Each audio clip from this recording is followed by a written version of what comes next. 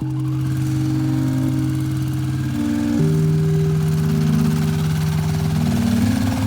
this video we are going on a little off-roading adventure. A couple of months ago we introduced you to our bikes, a Honda Dominator and a Honda Transalp.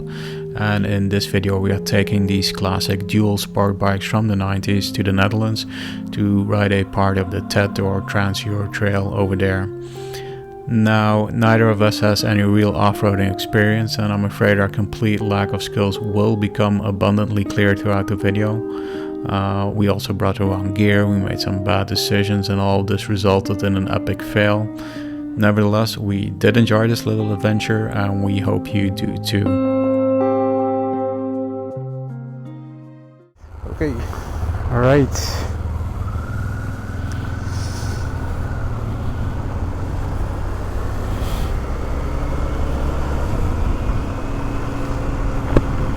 Ja, de route zal inderdaad een beetje zoeken zijn, maar ik denk dat ik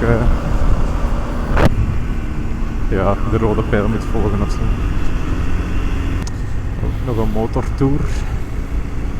Ja, het is in ieder geval, ik kan me dit soort wegen inderdaad niet in België voorstellen. Nee, inderdaad hè.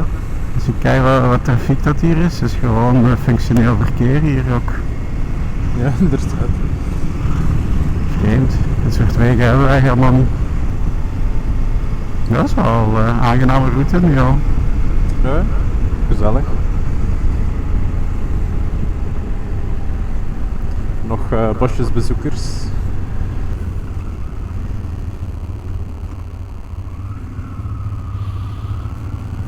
Jo. Oh ja, dat is toch wel heel bewegelijk daar. Nee. Ik ga me moeten concentreren, denk ik. Ik zit nu een beetje te casual te rijden.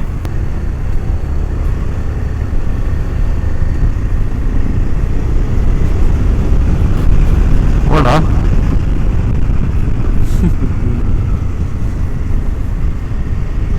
Plezant hè. Ik vind het leuk, ja.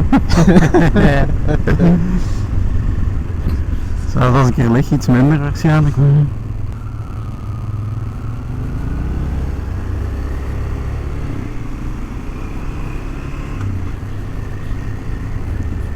Maar dit soort wegen hebben we in Vlaanderen ook, maar die leiden dan altijd gewoon naar een boerderij, een erf of zo. Ja, inderdaad. Dan sta je daar bij die mensen op een erf. Heb ik al aan de hand gehad. Ik heb de indruk dat de Transalp toch allemaal toch iets bewegelijker is in het hele. Ik zie jou daar gewoon zo doorblazen. Terwijl bij mij toch vaak, ik weet niet of dat met de banden te maken heeft of met de geometrie of. Deze is toch wel heel bewegelijk hoor. Ah ja, tja. Inderdaad, Dat hier zo. voel ik heel weinig issues. Maar ik heb soms echt dat voor- en achterband helemaal niet meer in hetzelfde spoor zitten bij mij.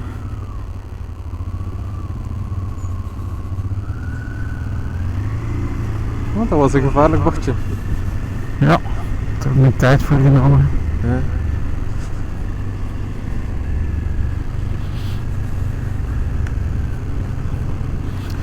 Maar een offroad is gas geven, de manier om dingen te corrigeren natuurlijk. Hè. Ja, inderdaad. Maar ja, dan moet het toch met zo'n slippend achterwiel is toch even wennen. Ja. Terwijl hier met deze TKC 70's, dat loopvlak in het midden is helemaal vlak ook. Hè. Ja, inderdaad. Dat is wel raar aan die banden, want allee, dat wordt toch verkocht als zo toch wel een beetje een offroad band, maar dat middenvlak is helemaal doorlopend. Hè. Ja, dus iets meer road bias dan TKC 80 zeker, of inderdaad, is dat iets is meer echt offroad. knappen, hè, Ja, dat is goed in. Als dit allemaal legaal is, ja, dat is ook allemaal legaal als ik het zo zie. Er is geen enkel verbodsbord gepasseerd. Nee, inderdaad. Dus zitten we wel veel beter dan.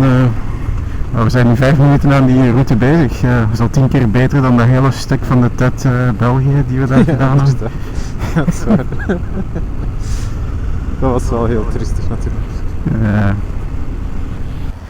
Stiltegebied. Ik neem aan. Ja, tja. Voilà. Ik denk met deze motors moeten we ons ook niet veel zorgen maken. Nee, nee. Transalp, tik tik tik tik tik tik tik tik. Zeker op de lage toeren.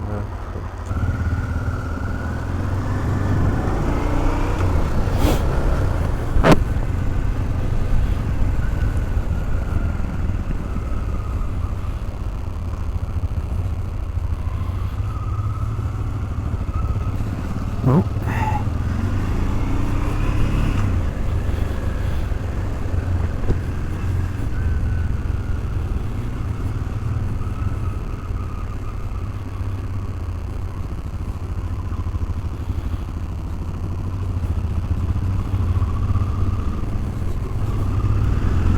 De pinkers staan nog aan.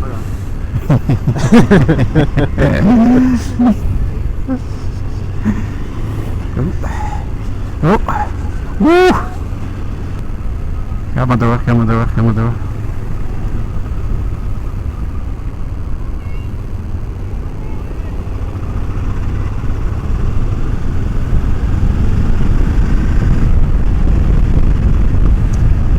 Ah, lap. We moesten daar voorbij. Tju. Ja, dat durf ik niet meer terug te rijden.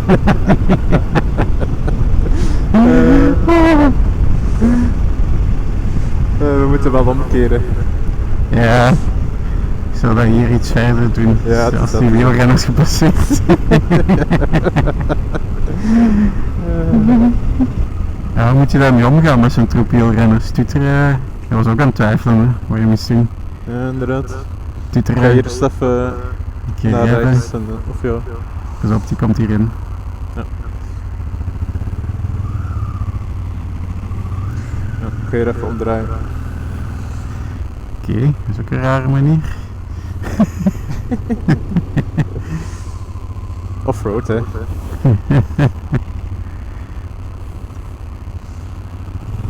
Nou, laat Yes. hem niet. Oh nee. Ja, maar ze moeten naar links, ze moeten naar links.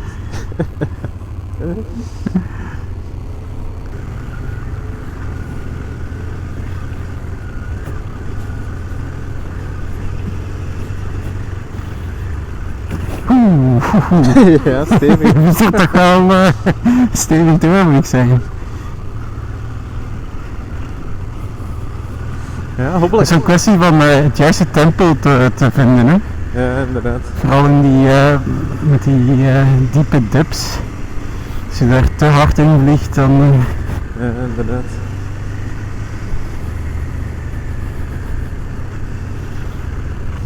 Ik weet niet of ik er voorbij wil of niet.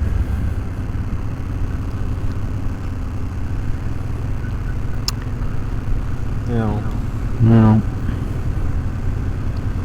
het is binnen 200 meter naar links. Ja, zo zien wat zij doen. Het is dat. Ja, ik kan niet te snel rijden, want anders hangen we achter die tractor. Wel, ik had het gevoel dat ik door dat zand iets sneller moest rijden. Ja, hè? Anders beweegt hij te veel. Mhm. Maar ook niet te traag gaan.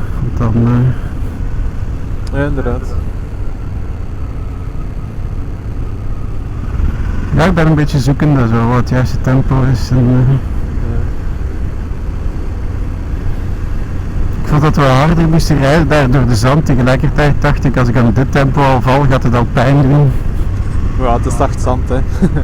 Ja, De motor die op u komt is het pijnlijkste, denk ik. sleutelbeen gaat er niks van voelen dat dat zacht zand is. Hè.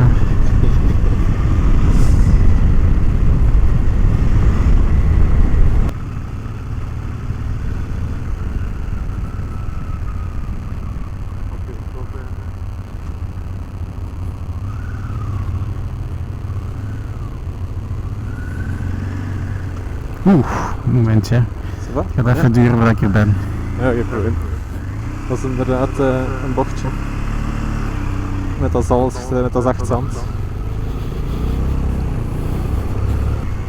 Uw pinkers staan eraan. Daar was ik even niet mee bezig. Nee, dat is waar.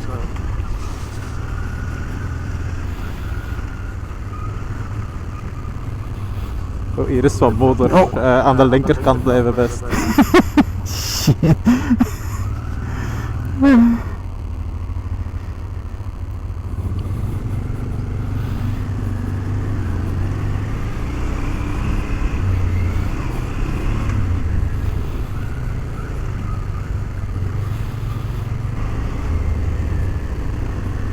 Je kunt er al warm van te krijgen. Ja, dat is waar. Het is fysiek, hè.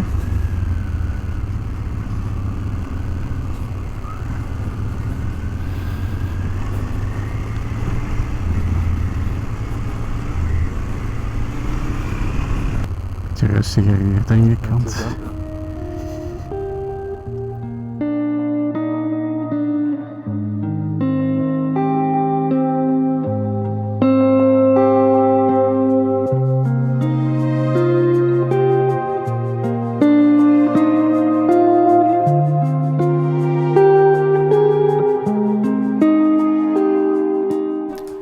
At this point, I would like to say that we did our best to be respectful to others and to keep on the side of legality.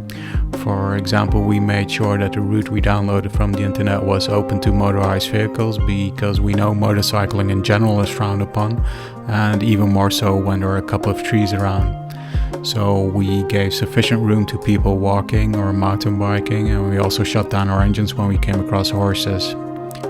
Now, most people returned the courtesy and were very nice, but we did encounter a few Karens who wagged their finger at us, either because they thought we weren't allowed to be there or because they felt we shouldn't be allowed to be there. In any case, I think it's a pity that you will always meet a few people who think that their way of enjoying the natural environment is the only right way.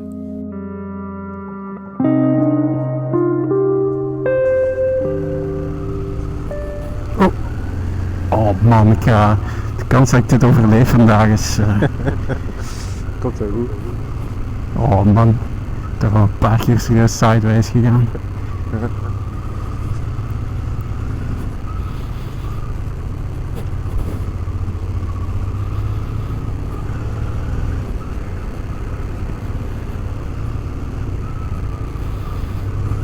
Bijvoorbeeld hier, oh man. Ik heb de indruk dat hier diep, ik weet niet, diep zand is, hoewel het er niet zo uitziet, want ik heb het gevoel dat mijn banden plat zijn, maar het is denk ik niet zo. Hoop ik. Dit is te veel voor de Transalp. Beweegt langs alle kanten. Ja, nu is het ook even pittig.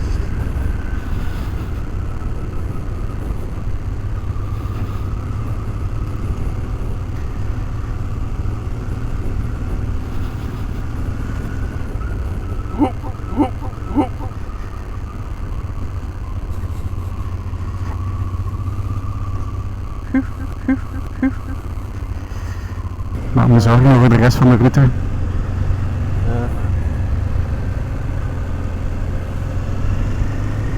Het is echt, echt duinzand bijna. Ja, hè. Ja, je pinkers staan nog op. Geen bewijzen van. Pittig. Ja, dat is pittig, hè. Ik heb er precies toch nog veel vertrouwen in. Ja, inderdaad, maar ook zoiets van snelheid helpt. Mooi. Ik heb het al wel mee gekregen. Ja. Meer spanning dan... Ja, inderdaad. Maar met de sidecar.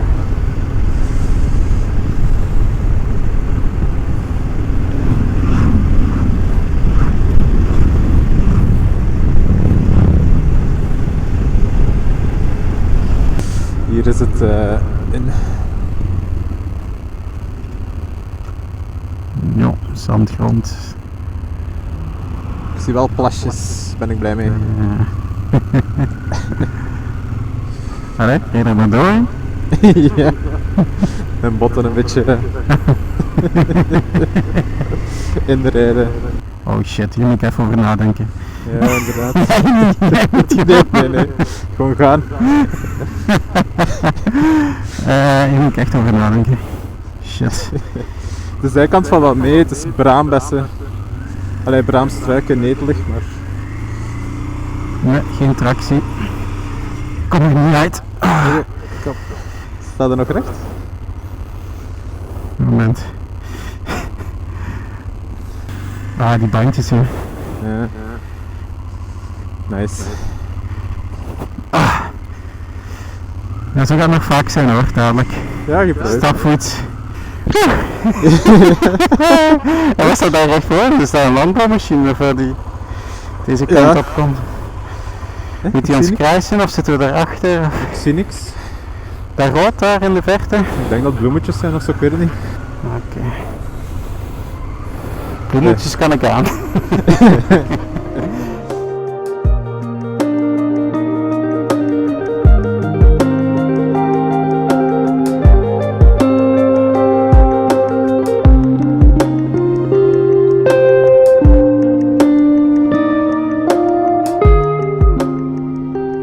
Okay, just to clarify things, we are riding in a region of the Netherlands where the topsoil consists of very loose, fine-grained sand, similar to what you would find on a beach basically. Up to this point there had already been a couple of moments where I was very close to crashing or at least dropping my bike, and this mainly had to do with the fact that the Continental TKC70 tires on the Transalp couldn't quite cope with the loose sand, and also because I didn't know how to react to this complete lack of grip. My body had less problems, perhaps because the Dominator is better suited for the real off-road stuff than the Transalp, or perhaps because he's just a better rider than me. Ja, het is inderdaad naar hier. Ja.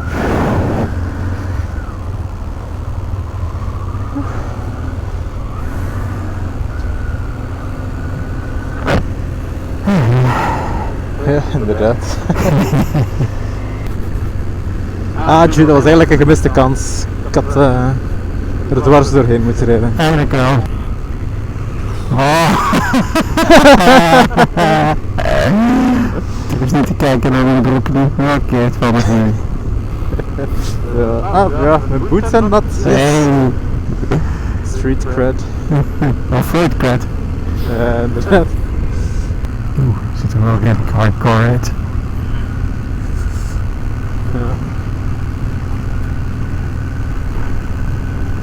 Ja, Kempische zandgrond. Weet je wat dat betekent als ze dat zeggen? Ik heb er een heel goed beeld van. Ja, absoluut. Voorlopig gelukkig nog niet van te dichtbij moeten kijken, maar... Ja, ik heb het gevoel dat het nog lang gaat duren. Dat er een prijs is. Ja, dus dat, let's not jinx it. Wow.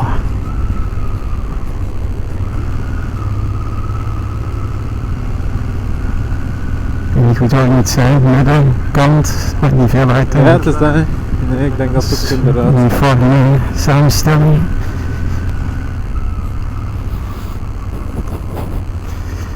Ook een beetje een probleem daar. Ja, ik sta even stil. Het was ook die paarden in de verte.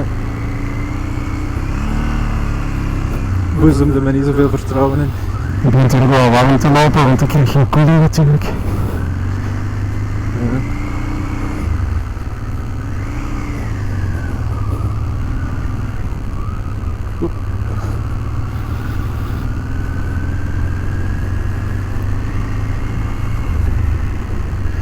Ja, als er nog zandregen wordt, dan gaat het niet meer lukken hoor.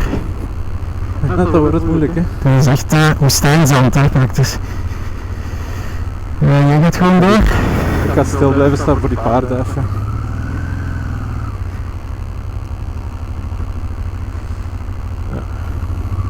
Ja, ik ga wel door. Allee, sympathiekje. Ga je stoppen of terugkeren? Of, Ja, ik weet niet. Door zal Ik heb het gevoel dat het een beetje beter wordt hier. zo net voor die mensen aan mijn bek zou gaan of zo. Stom zijn natuurlijk.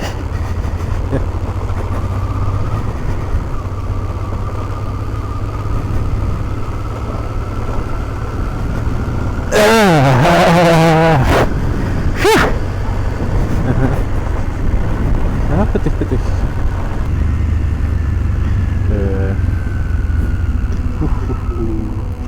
Ik ga passen. Ja? Holy shit.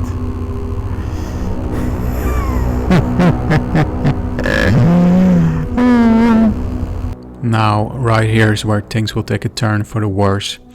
We are at a junction and we're supposed to take a left turn into terrain that seems almost impossible for my bike and certainly for my skill level.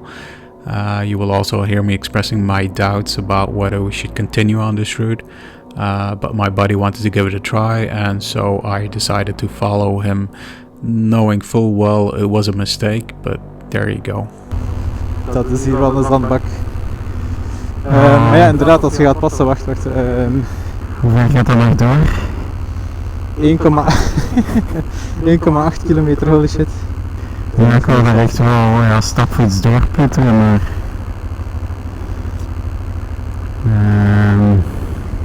ja, want als ik dat landschap zie, dan gaat het niet beter op worden. Het is van die heidegrond. Het is misschien een beetje te hardcore voor mij. Ja. Dat is een pittig voor jou, dat eerste stuk. Ja, redelijk. Maar ja, het gaat als je traag genoeg rijdt denk ik en met 2 voeten gaat dat wel gaan. Oei, die paarden gaan hier langs hier moeten zeker. Ik zal even kijken. Ja, ik denk wel Ja, dat ik hij sta wel aan de- kan. Ik sta aan de kant, dus we kunnen wel passeren. Ja, je kunt wel. Maar ik weet inderdaad niet hoe. Ja, het gaat hier tussen in een cirkelken. Dat is zo ronddraait.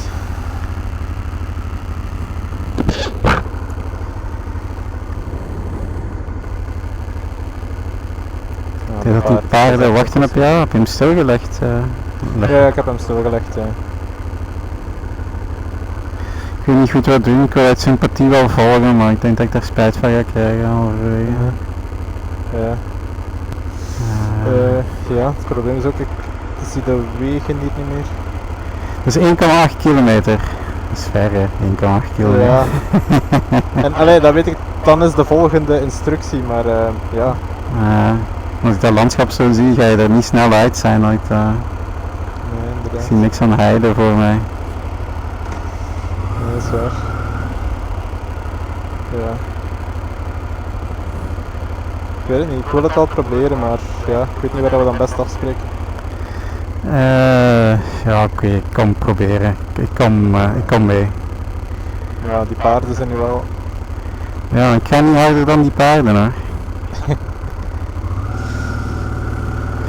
Zullen we eens kijken wat het geeft hier.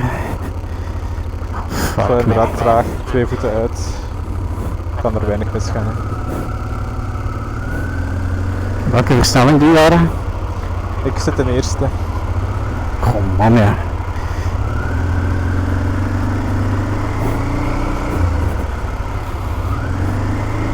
Hoe kan dat jij zoveel grip hebt, die banden? Ja.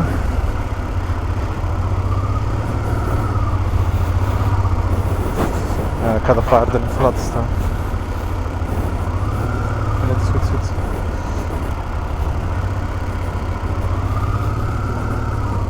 Ja. Ja. Nee, ga maar. Oké, ga maar. Ja. Ja. Wacht hè. Heb je hem stilgelegd? Leg je maar even stil. Ja, ze zeggen om heel zachtjes te gaan.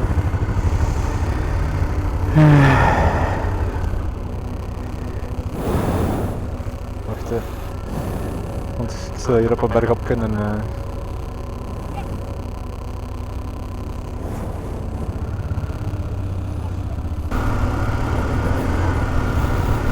Oké, hier gaat het al iets beter.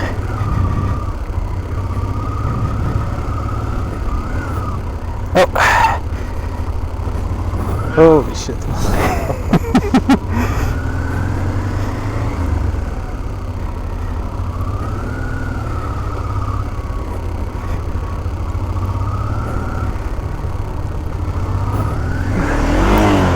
oh, daar lag ik bijna.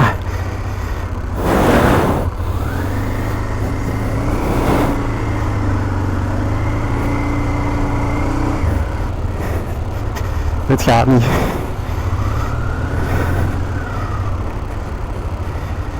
Het is echt ploegen.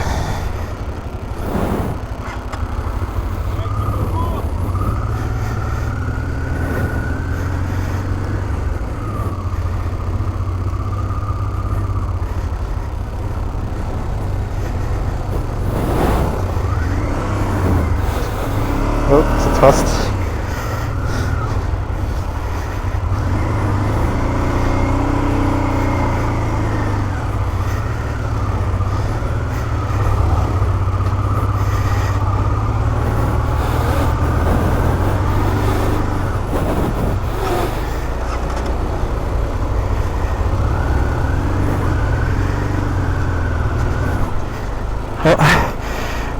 Jonas, Ja, kunnen we even sit-rap?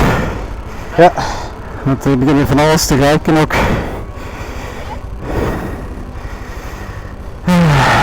Ja, ik zat even vast. Zou het toch niet teruggaan? Eh 500 meter kilometer is nog altijd minder dan 1,3 kilometer door, hè. Ja. Ik weet niet of het nog zo ver is. Allee, dit. Ik denk dat Gent er zo wat bosjes zijn.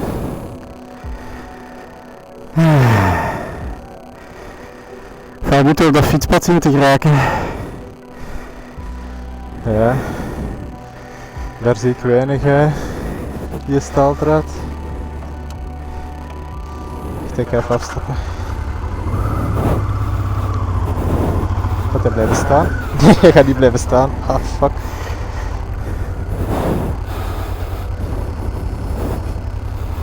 Nee, hij gaat vallen als ik hem laat staan. Ju toch?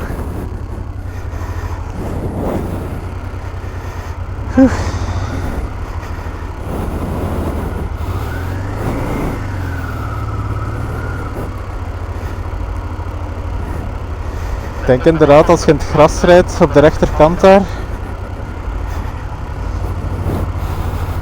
Ja, maar dat is heel hobbelig daar. Je kan dat niet zien met die heide. Waar de gaten zitten. Daar wou ik er weer bijna.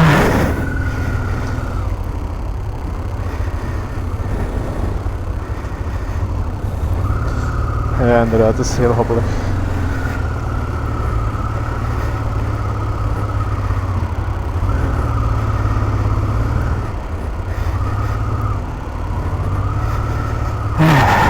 Ik kan doorstellen als het gedaan is. Ja, inderdaad.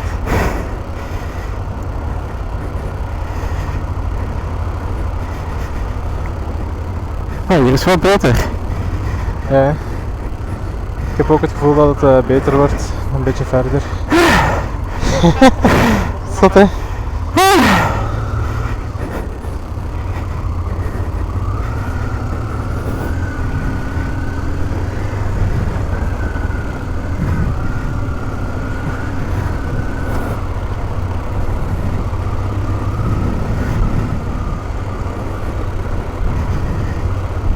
Oh nee. Hier was het goed, maar hierna wordt het weer slecht. Inderdaad. Inderdaad. Dat is niet te doen, ja. Waar zijn we aan bezig? Ik zou het heel op de klets te rijden. Ja, inderdaad.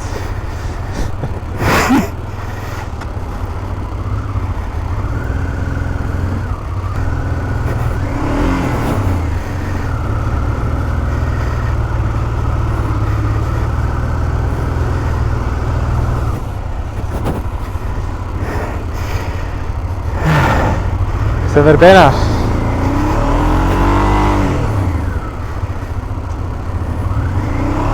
Ja, ik ben mezelf aan het ingraven. Ja, ik zit eruit, ja. Ja, ik zit er in een klets zelfs, hè. Dit was een stomme keuze. En dan een dag dat 25 graden is. Ja. Dat is ook een klets die ik ruik, denk ik. Ja, dat fietspad, daar kunnen we gewoon op rijden, denk ik. Ja, dat is geen probleem. En dan gaan we terug, niet verder door, maar dan gaan we terug.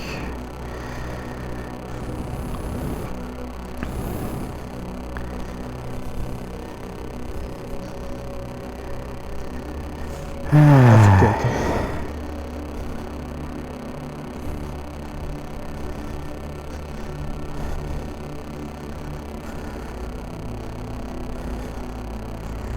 Wacht, ik denk dat Ginter de start van dat fietspad is.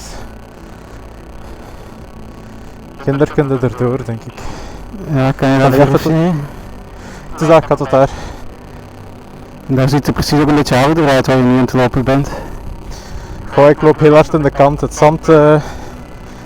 zand is nog altijd hier heel mulder. Fucking hell. Hallo? Ik versta je niet meer. Ik kom terug over het fietspad.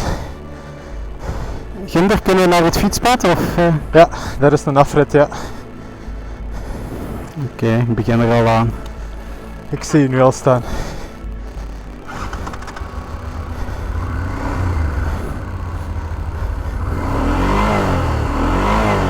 Een clutchplate.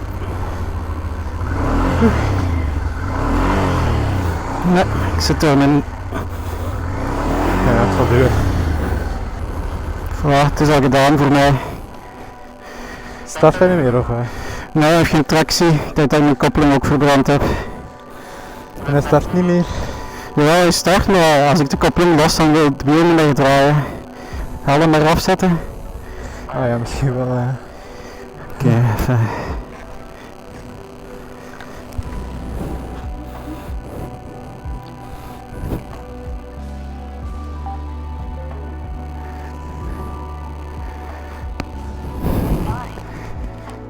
So I ended the day with burning the clutch on the Transalp.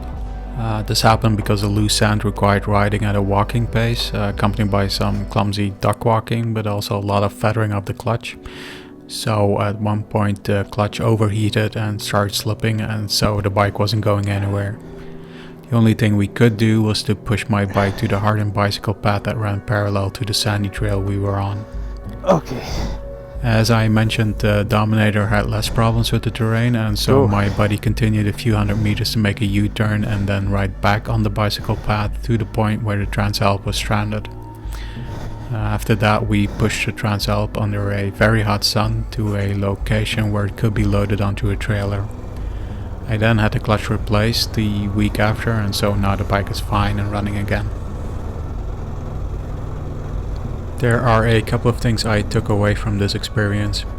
First, we should have prepared better. When we set out, we basically had no idea what kind of terrain to expect on this route, and this would ultimately prove to be a big mistake. Another thing I took away is to trust my instincts more.